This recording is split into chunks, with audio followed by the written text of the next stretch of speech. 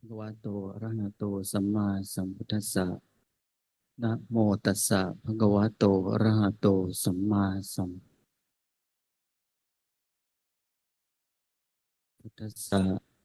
Namo Arahato Samma Sambuddhassa. Asevana Japharanam Pandita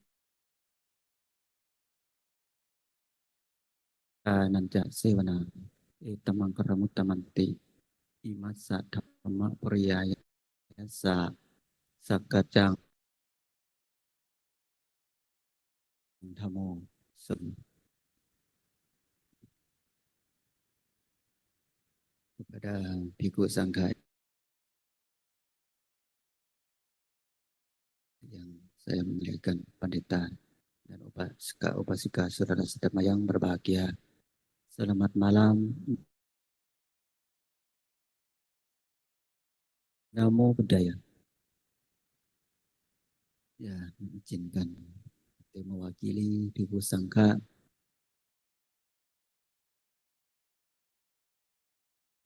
akan sampai jasa Dhammadesana. Karena ini dunia ini kita sedang melihat melawan sila sama orang yang punya sila.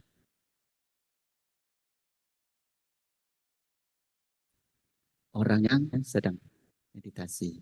Orang yang sedang pandangan salah sama orang yang bijak semakin berpulang. Lebih banyak lobanya, banyak emosiannya, berbuat kita nggak nyaman. Betul nggak?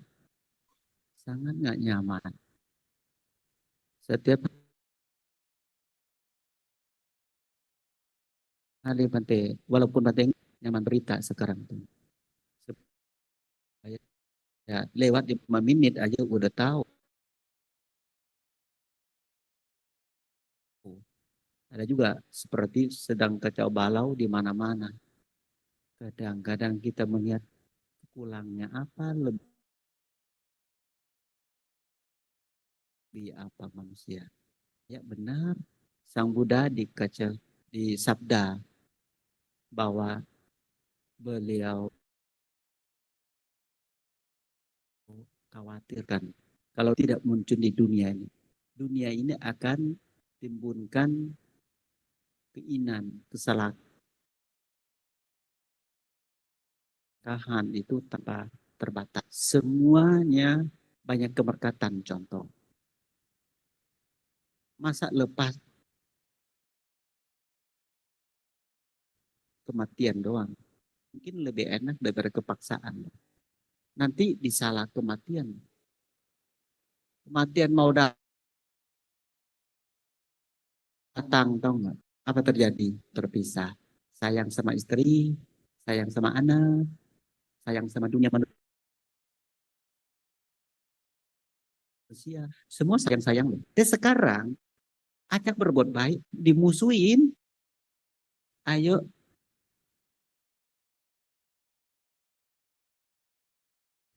menjagakan saya umat awam, saya belum siap. Tapi yang disiapnya apa coba? Siap membunuh, siap mencuri, siap asusila. Siapnya apa? Kita manusia bukan? Yang Sambuddha itu untuk manusia. Ke Dhamma Pancasila. Dhamma ada sila. Dhamma untuk 200. Aduh, semakin. Kalau bidang ada sila, atau nah, begini kan setuju loh. Betul nggak? Tetapi kadang-kadang pada lihat umat, pandangan ke bikunya lawan gitu.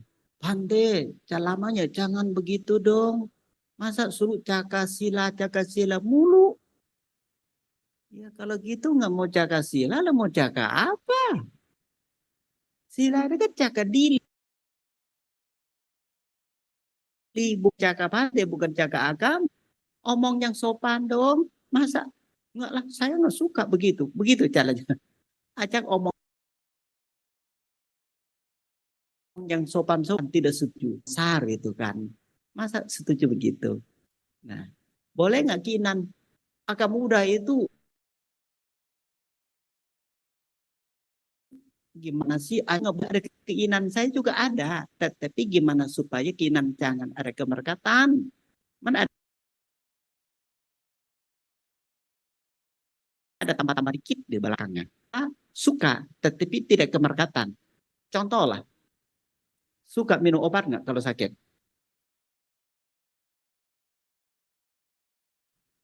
Suka tidak?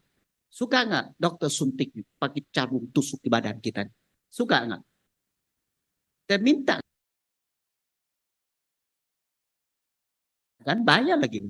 Gratis loh. Satu kali suntik itu bayar loh. Padahal nggak suka. Intinya suka tetapi ada manfaat. Betul kan? Satu kali suntik dokter bilang, oh jangan saya mau bawa pulang gitu. Sayang kan? Satu kali suntik masa dibuang saya juga pulang. Ada nggak gitu? Tidak. Dan terbalik ya ada juga. Kita minum obat. Oh ini dokter bilang satu kapsul. Betul kan? Dokter bilang, oh udah cek, udah sembuh. Obat masih banyak. Rutin. Sayang. Ada nggak begitu? Tidak kan? Ajaran Sang Buddha itu suka tetapi tidak kemerkatan. Kalau duniawi itu suka seperti makanan. Seperti apapun yang kita merasa itu suka es krim, suka rasa stroberi, rasa durian atau suka mau lagi mau itu namanya kemerkatan. Beda. Sama suka tidak kemerkatan. Beda lagi. Yang Sang Buddha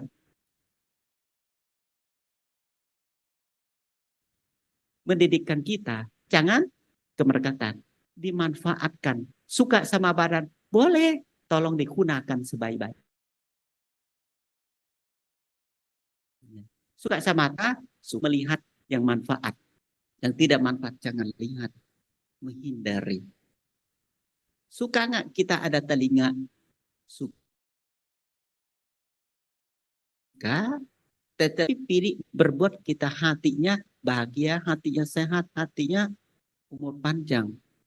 Hidung kita juga suka, tetapi mencium itu yang baik.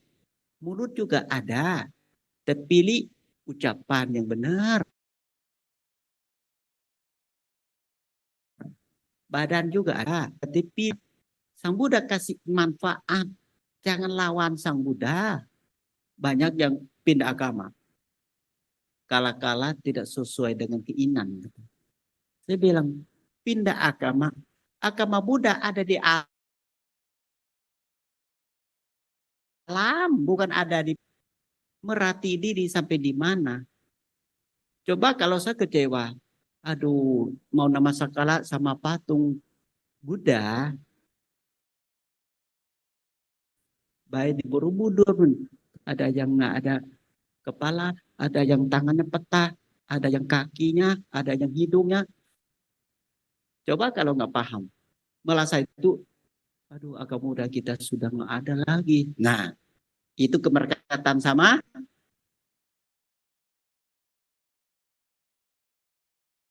patung. Tenang, tukang pahat. Penting tukang pahat jangan mati dulu, betul nggak?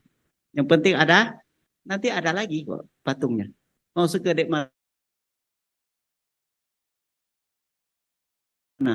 Banyak tawa saya, gini buat banyak nih. Nanti mau ukuran berapa? Kenapa kita sibuk sama kemerkatan? Boleh nama sakala, boleh meditasi hadapan, boleh menjadi keberkatan sama budaya. Kenapa? Takutnya kecewa. Maunya sempurna, betul nggak?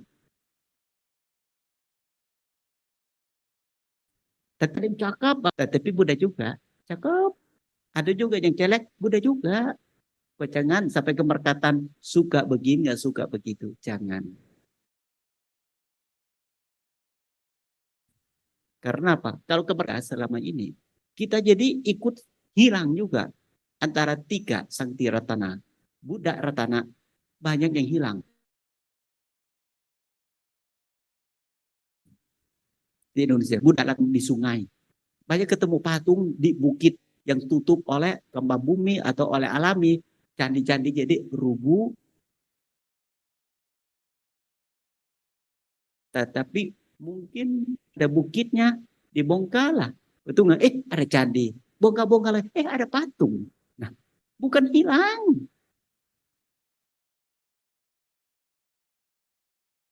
Yang penting, nah, kalau ada dhamma, sangha nanti lahir lagi. Yang paling saya pandangan itu, Budang Saranang Kami, Damang Saranang. Paling umur panjang, Damang Saranang Kami. Pekang ini dulu kita. Jangan pekang Buddha, jangan pekang sangka. Jangan. Karena seperti di India, hilang. Buddha hilang, sangka hilang. Ajaran sang Buddha tidak hilang. Betul nggak? Indonesia juga mungkin nggak bisa banget kalau 100 tahun yang lalu umat Buddha. Betul kan? Hanya lihat di buku, hanya lihat di video tentang Borobudur ada patung Buddha. Candi yang tutup semua jadi buka setengah. Jadi heboh. Ada patung Buddha. Cakep banget di Candi Borobudur. Betul kan?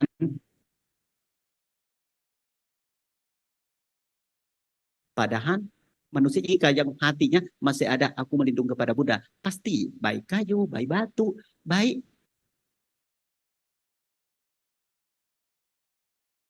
sampai jok pun juga pahat juga jok putih. Betul kan? Yang penting manusianya baik, damaknya ada. Buddha pasti ada lagi. Sangka ada lagi. Semua pengen mau jadi piku. Nanti kok ada lagi kok. Jangan bilang, oh Indonesia nggak ada piku. Yang penting ada guru tabisannya. Betul kan? Nah, sangka lebih umur panjang selama ini tidak akan hilang dhamma. Betul kan? Maka mohon kita jangan kemerkatan. Kemerkatan tentang Buddha. Aduh, sudah nggak ada Buddha lagi. Bukan.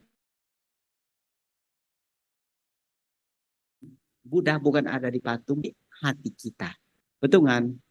Kayak karma. Bisa nggak bawa badan ini sesuai dengan ajaran Sang Buddha? Itu sudah ada. Jangan berbuat jahat tentang panatipata, adinadana, kame subicara. Tiga ini juga bohong. Kenapa? Tidak sesuai dengan ajaran Sang Buddha. Tetapi walaupun tidak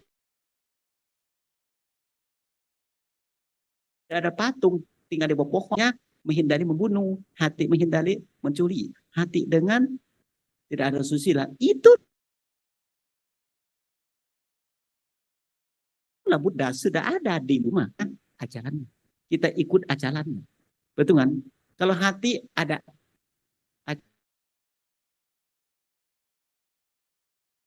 ajaran Sang Buddha, sama itu dengan ke kita bahwa kok orang itu beda sama kita ya.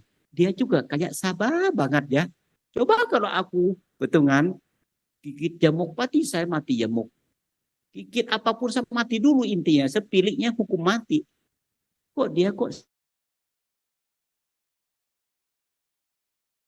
sabar ya? Ternyata ya saya kan ikut ajaran Buddha tidak boleh membunuh, tidak boleh melukai, tidak berkarma buruk. Sudah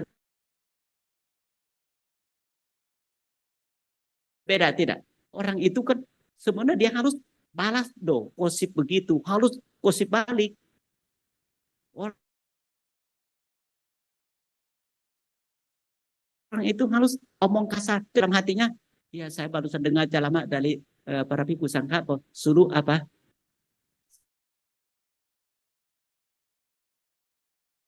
sabar gitu.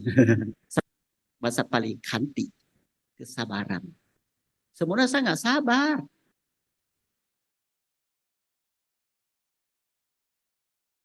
Tetapi setelah dengar dhamma, kita harus memiliki dhamma kanti. Kanti itu kesabaran. mulai dengan seling dengan Dhamma. Jadi saya sekarang lebih banyak ke wihara, saya lebih banyak tidak pilih membunuhnya. Saya sering ke wihara, saya tidak sembarangan ambil barang orang, tidak memberikan. Itu namanya Buddha damai, ada di Dhamma. Nah, dunia ini damai tidak? Orang samping-samping damai tidak? Jadi damai. Tidak ada yang lampau, tidak banyak, tidak. Bisa tidur. Nah, itulah manfaat untuk ajaran Sang Buddha. Yang tadi disebutkan Owatha, kitab suci juga ada di badan manusia. Sang Buddha sudah sabda, waktu itu belum ada kitab suci. Setelah Buddha bersabda itu masuk ke buku kitab suci. Yang mana sesuai dengan aturan disebutkan Tripitaka Vinaya. Mungkin Abhidhamma Tripitaka. Betul kan? Lalu ada cerita hukum karma semuanya. Bisa juga dari sutra. Tri itu sumber dari manusia loh. Betul kan? Seperti kita bilang itu enggak? Hati saya tidak tenang, enggak sabar, kamu enggak ada meditasi. Kan sebab akibat. Coba kalau kita belajar dengan benar-benar itu keluar. Lopa keluar dari mana? Bukan dari asal, bukan dari buku kitab suci lopanya. Ada di keinginan manusia tertulisnya lopa. Gimana mau tidak pernah berdana. Nah itu lopa murni. Setelah itu juga nangis, sedih, kecewa, aku mati. Betul kan? Kalau dari Sang Buddha boleh keinginan, jangan sampai kemerkatan. Maka disebutkan seperti pohonnya bisa, tapi buahnya untuk dibagi. Kalau tidak bagi juga tidak akan hutan.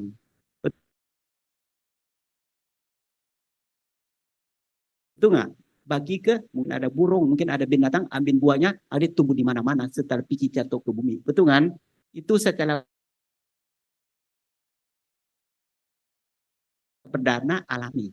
Nah, nanti pandangan adalah boleh nggak? Dhamma. Puncaknya. Puncaknya.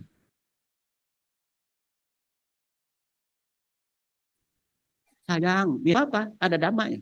Sayang, biarlah belum ada patung Budanya. Tidak apa-apa, nggak ada dhamma. Kalau ada dhamma, nanti ada sangka, nanti ada Buddha. Tangga yang mana? Buddha Dhamma Sangka, yang tangan yang mana? Yang mana yang tengah? Dhamma. Itu hati kita di tengah-tengahnya. Kita belajar. Jadi kalau tanya bahwa agama Buddha kita, jangan nilai Buddha, maksud patung. Dan nilai ajarannya. Betul kan? Jangan nilai, salah nilai. Kalau mencakapkan agama Buddha gimana jalan? Kejaga diri. Jangan berbuat jahat. Wah, itu agama Buddha sudah muncul. Dan kan sila. Seperti kita tidak membunuh itu sudah munculkan sila otomatis loh. Kalau bahasa kita menua dan oto lah bahasanya. Tahu nggak menua dan oto? Mobil juga begitu kan. Menua itu kan harus hafal dulu satu dua tiga gigi ya kan, kaki doang. Betul. Motor juga langsung cut langsung. Nggak tahu gigi yang berapa nggak tahu. Pokoknya turun juga nggak tahu gigi berapa puter itu kebiasaan. Kebiasaan. Boleh nggak kita menjalankan dana juga, dana oto. Tahu nggak dana oto? Kita ingin mau bantu. Lihat orang sakit kita mau bantu. Lihat orang ada kematian kita mau bantu. Otomatis itu. Itu tidak latihan. Menua tuh nggak pikir-pikir lagi, tanya teman lagi, tanya mama, tanya papa, tanya paman, tanya tante, tanya kakek nenek. Hanya capeknya ampun. Betul kan? Seperti kita bawa mobil kan. Kita bawa mobil. Isi bensin kurang lebih tahu nggak? 10 menit full. Mau cari uang 2.000 kasih orang yang pipit itu. Ambil lagi, 100.000 balik lagi. Ambil lagi 50 balik lagi. Ambil lagi 20 balik lagi. 10 cari sampai terakhir. Bokam dong. Tahu nggak? 100 rupiah. Waktunya carinya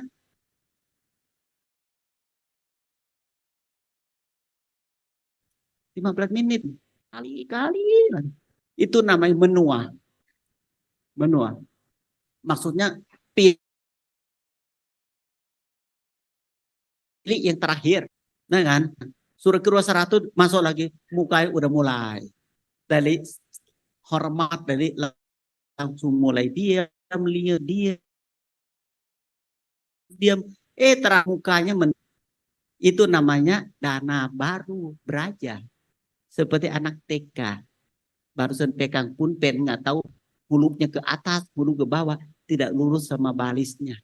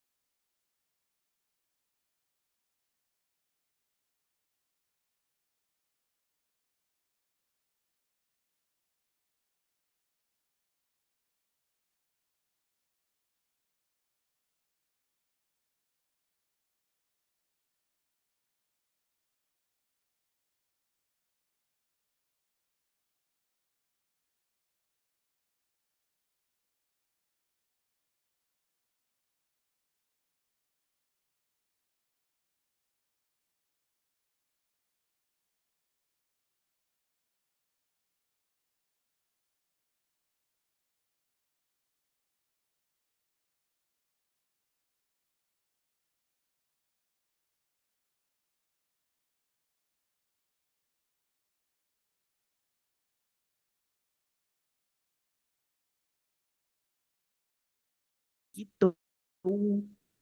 Nah, Bapak juga ada nggak tunggu kekayaan? Nggak usah ditunggu, bisa sip loh, sakit-sakitan. Betul kan? Nah, maka ajaran Sang Buddha ada di mana? Ada di hati kita. Jangan, jangan nilai benar atau salah kita ini. Jangan nilai, oh Bhante lebih bagus dari biku. Bukan, saya juga tunggu kematian. Maka usahakan kemalankan kebikuan. Sesuai dengan ajaran Sang Buddha, tapi kayak itu menghindari berbuat jahat mungkin lebih gampang daripada di rumah tangga atau di semangan. Kalau di rumah mungkin juga. Dengan percaya nggak kalau Fate lu? Kalau Fate maling papaya orang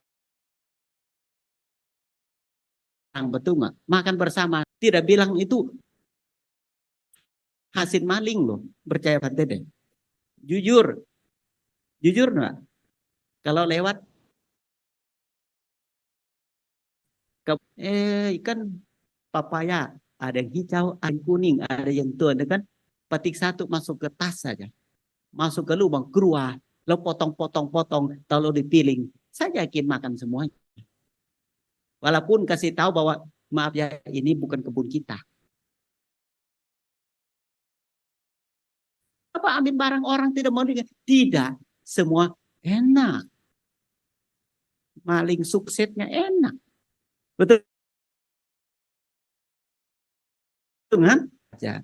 Tadi juga dirasakan yang dihala aja lah. Setidaknya tidak berbuat macam-macam di badan jasmani dan tidak omong macam-macam di mulut. Hati juga tidak macam-macam. Kamu saya tunggu begini nggak apa-apa. Akan terjadi, terjadilah. Tapi udah maka jadi Buddha Dhamma Sangha melindungi seperti itu melindungi kita. Maka Bante mau ajak kita jaga tantangannya, jaga sati, jaga kesadaran supaya hidup kita maju bersama. Nah, Buddha ada masalah. Dulu Sang Buddha tahu nggak? Mulai bangun agama Buddha, ampun, betul kan? Musuh-musuh. Gak Bante pernah baca itu sampai orang memfitnah Sang Buddha sampai bunuh perempuan. Lalu perempuan itu tolong heboh bahwa cari sebab siapa yang bunuh perempuan ini. Namanya juga putih paling dekat. Manyat paling dekat orang siapa pasti dipanggil, betul nggak? Sang Buddha sampai begitu difitnah. Ada juga fitnah pola hamil ada tuh. Itu. Ada juga macam-macam Sang Buddha juga. Sampai marah Sang Buddha 7 hari. Rutin para fitnah itu. Rutin 7 hari. Barusan hari ke-8 Sang Buddha barusan omong. Mencelek-celek Sang Buddha. Minit. Udah balas, betul nggak? Omong belum selesai itu. Bisa nggak kalau Sang Buddha itu kita lewat mulut nggak apa-apa lah, senyum aja. Senin, Selasa, Rabu, Kamis, Jumat, lalu Sabtu, malas loh, dia bawel loh, nggak las. Sabar, sabar, sabar. Apa namanya bahasa pada itu kanti, tabah menang, emosi kalah, malah lagi, ngoceng lagi tetangga, sabar lagi, Selasa kita menang tanggal, betul kan? 7 hari, tahu nggak? Akan berubah nggak? Niat itu bertekad. Aku bertekad jaga kesabaran. Kalau dia tidak keberkatan, kalau dia tidak bertekad, dia akan lemah. Dia akan kalah. Kalah hati. Kalah niat baik. Baik banget. Murni banget itu dhamma. Kalau dhamma hati kita ada. Orang omong itu benar-benar itu balik ahlaknya. Balik ahlaknya. Karma buruk lebih berbuat dia dulu. Dia juga marah. Kita nggak marah balik 2 kali pas. Dia cepat berbuah. Nanti lama-lama dia Mas Burman mau nengok nggak apa-apa. Yang penting kita menang diri sendiri itu secara ajaran Sang Buddha. Nah, cobalah besok kalau ada dengan Owada Patimokkha itu Sang Buddha bersabda secara langsung oleh para bhikkhu Sangha. Semua itu alahat loh. Semua itu orang yang murni hati. Bijak. Kalau alahatnya kita bayangkan orang bijaksana dan sentuh sotapana. Kalau tidak ada bijak, tidak ada sentuh sekat hakamimak. Kalau tidak ada bijak, tidak ada bijaksana, tidak akan sentuh alahat. Intinya. ini jalan kebijak. Nah, maka kita jangan apa-apa. Sila bukan ada di umat. Sila bukan ada di coba biku, bukan dibaca umat, tidak. Sila ada di jangan tadi objeknya kesadarannya. Kebijaksanaan merenungkan dengan benar. Lahir, tua sakit, kematian. Ini cangduk. Maka hal penting ajaran Sang Buddha itu artinya dunia ini sedang kacau balau. Betul kan? Sedang emosi, kesabaran, pesah-pesalan boleh nggak? Kalau dia bodoh, pesah-pesaran, kita juga ada demo apa tuh nggak? Bijaksanaan pesah-pesaran, ada pesah-pesaran. Kita juga ada berdana berbagi pesah-pesaran supaya dunia ini seimbang.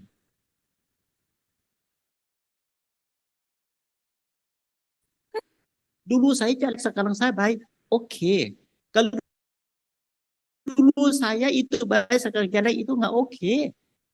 Terbalik. Sekarang saya nggak. Kok bangga? Lebih setuju lupa dosa muha daripada setuju sila sama di depannya. Itu suka merenungkan bahwa Indonesia kita kayak butuh dhamma.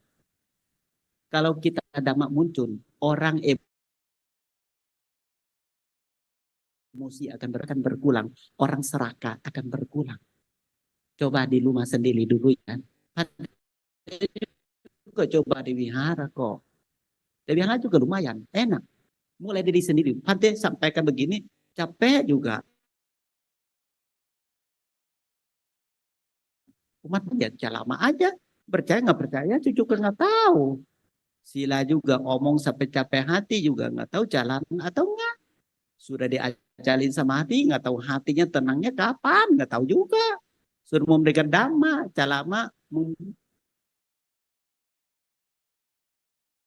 tambah betul kan? Karena prakteknya dhamma, mendengar ini awam banget.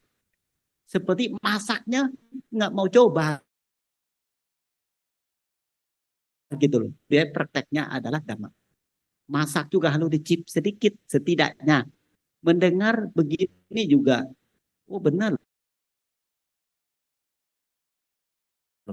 Ya. Maka Bante yakin, maka Buddha itu Sang Buddha memberikan Owada Patimokkha, hari Dhamma. Maka Buddha, Namo Buddhaya.